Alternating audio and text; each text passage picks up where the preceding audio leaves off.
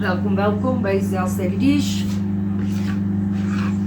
Ek het sommer vir die kinders noedels gemaak. En dan gaan ek gisterand se mash en patats vir hier bysit. En dan eet ek 'n pappa krammelpap met saus. En I know, don't judge. Ek eet nie veggies nie. Ek het nie veggies gekoop die maand nie, daar was net nie geld vir dit nie.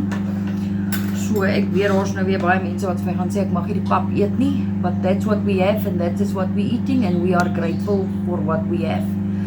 So ja, ek gaan gou hulle groente uithaal, dan wys ek vir julle hoe lyk hulle sin en dan wys ek vir julle hoe lyk ons sin. Sien julle nou weer.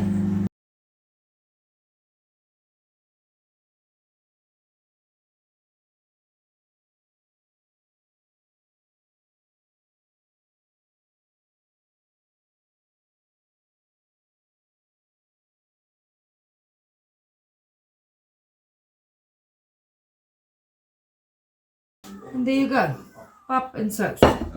Kinders eet noedels en gisterand se groente wat oorgebly het.